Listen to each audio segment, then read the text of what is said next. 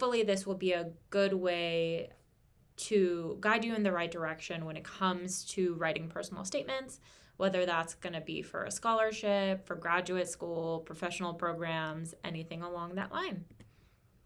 So the things that we want to consider are the tips for writing what would hopefully be a strong personal statement. The first main thing that we want to consider is developing a personal narrative voice. So we want to start the personal statement by introducing yourself personally, professionally, and academically, while also showing off your personality. And you can do that within your writing. Again, we want to encourage you to individualize yourself while staying true to who you are. So a main way to do this is by avoiding listing an elevator pitch in a personal statement that just gets very impersonal. We want to make sure that the committee gets to know who you are through the personal statement, through your experiences, without the use of an elevator pitch. The second tip for writing a strong personal statement is being unique, in a sense, separating yourself from other applicants that are applying into the same, again, program, scholarship, things like that. You're really selling yourself in comparison to other candidates. So a few considerations for individuals that may be struggling with being unique. From personal experience, I think that every individual has something to offer that does make them unique, regardless of whether there's an overlap in themes that you may have accomplished in comparison to other applicants. There is a unique value that you can develop in your writing from the context within the story of those themes, things like that. So again, two people could have accomplished the exact same task, such as winning a spelling bee, but no two people would have experienced that journey in the same way, right? Like, you are who you are based on your experiences.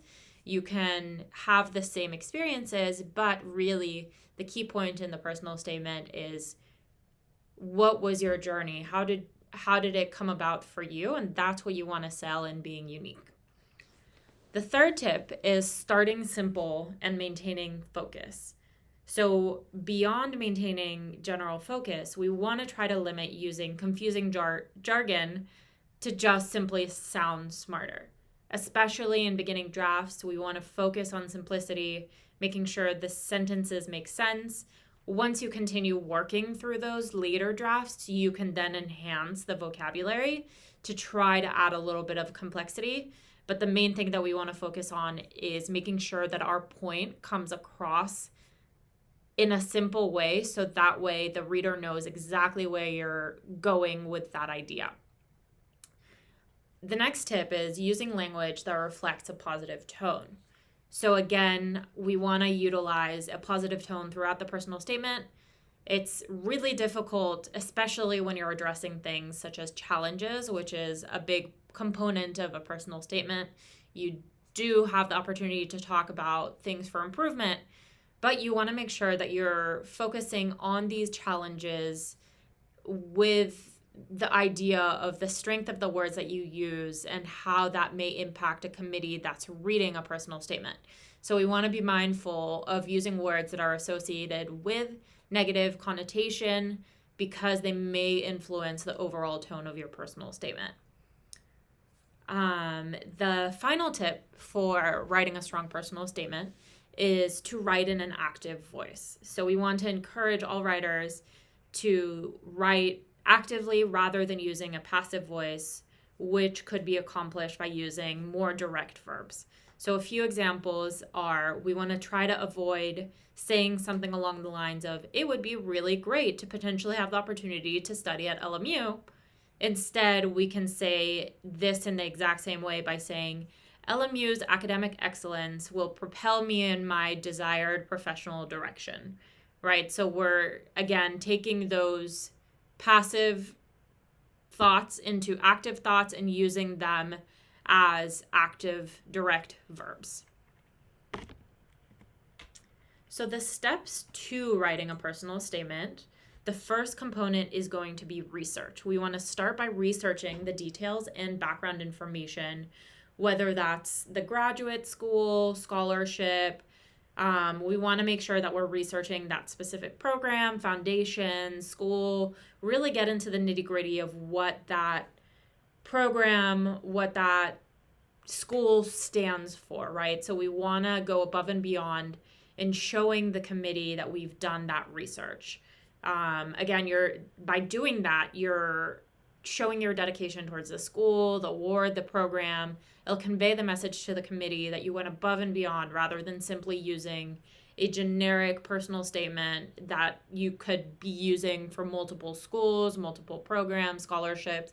You really want to make sure that you're tailoring the information to this specific application.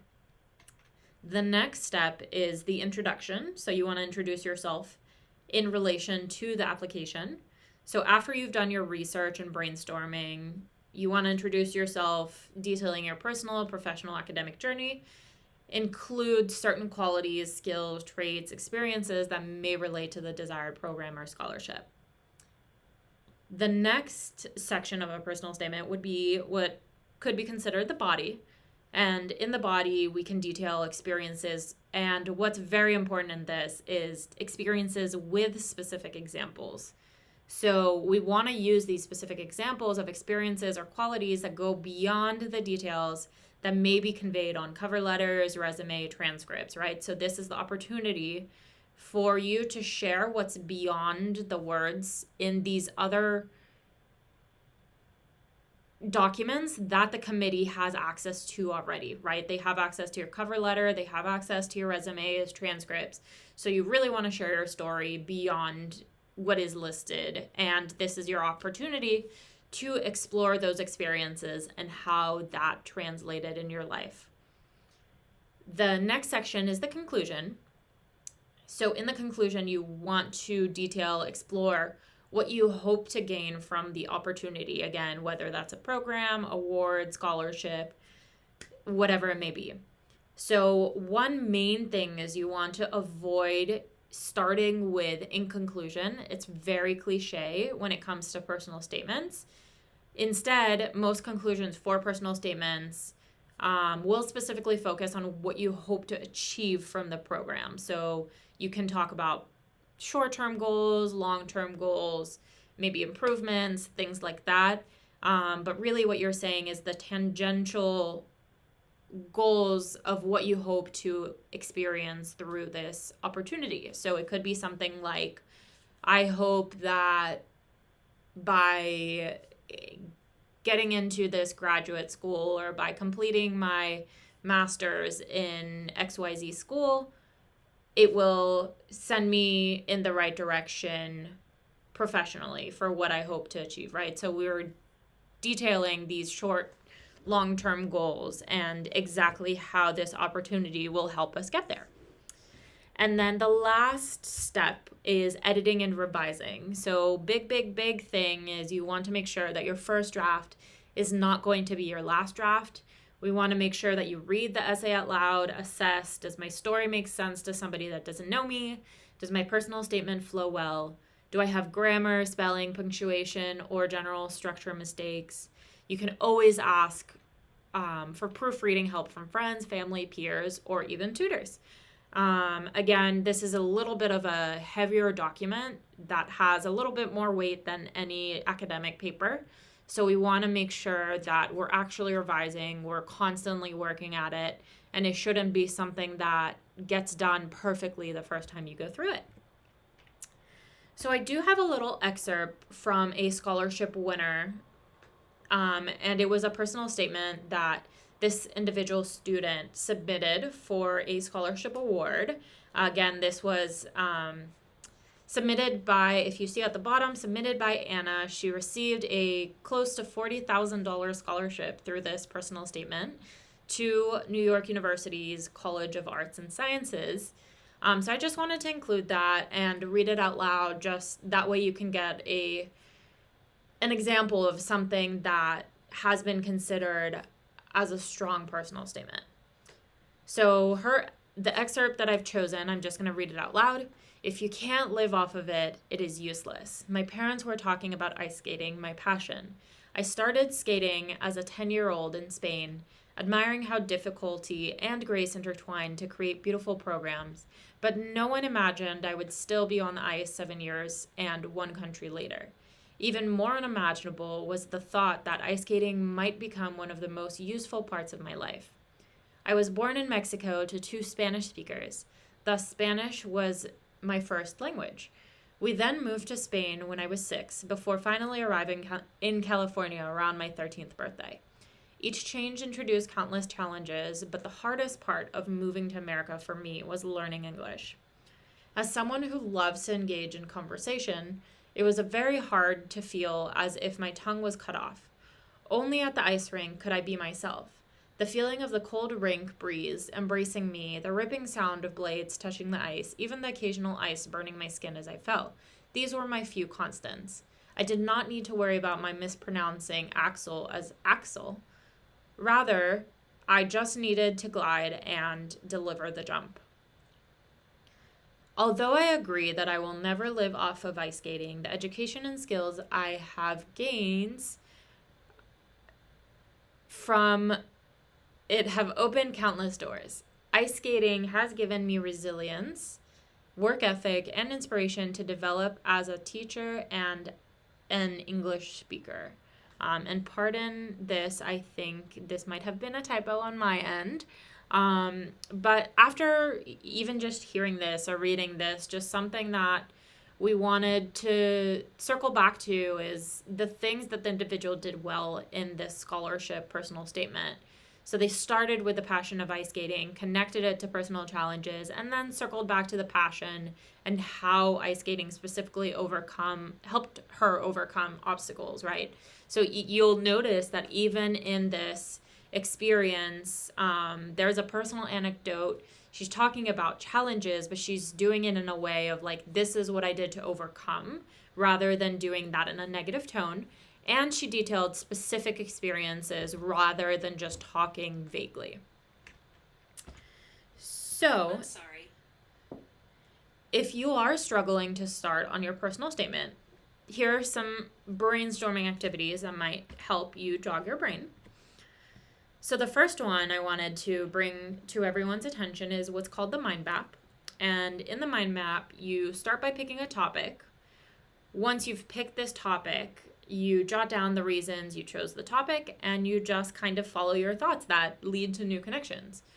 Once you do this, you can do this with multiple different topics. So one of the examples that I've provided is, let's say your topic is law school. And in this, you're trying to say, hey, I want to be a lawyer. So with this, what you're going to start with is, I want to be a lawyer. Why do I want to be a lawyer? I want to advocate. Advocating social justice. Social justice is because I want to help people.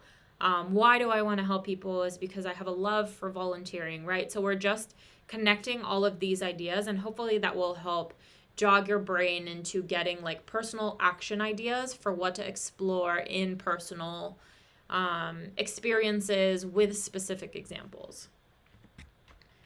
So the next activity that you can try is what's called free writing, or if you don't love writing, you can do what's called talk it out and record. So you want to think about an objective. So the objective could be getting into grad school, acceptance to a fellowship program, receiving a scholarship. Once you have that objective, you want to write down anything that relates to the objective.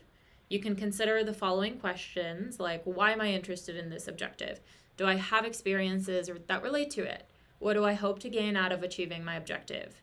If you don't like writing, again, you can try this same idea out loud and just record yourself on your phone. Some things that I do want to point out is this exercise is meant to be just to help you almost kind of like journal. So you want to make sure that you're writing down literally anything and everything that might relate to the objective. Try not to get carried away by writing perfect last draft sentences. You just want to get some concrete ideas on paper first. You can use bullet points to jot down random thoughts, fragmented ideas, relevant information. Again, this isn't something that's meant to be transcribed into the personal statement, but just to get your brain kind of thinking about these potential ideas of what to detail. The next example or way to brainstorm is what's called explode the moment. And this might be something that you might have done in elementary school, middle school. I think it's a fairly common activity then.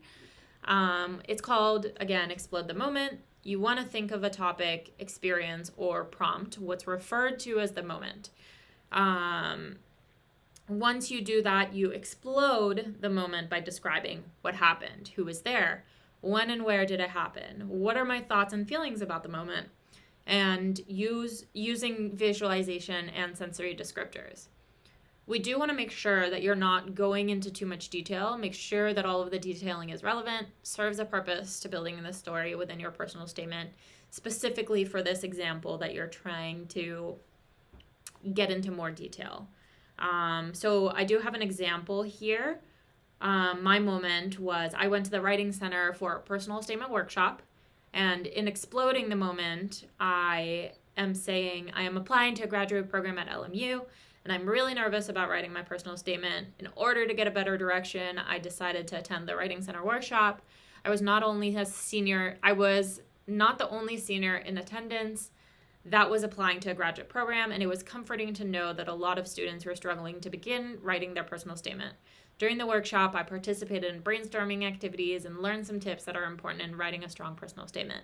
Again, so this is not the ideal example when it comes to writing a personal statement, but it's more so an example of how to explode the moment.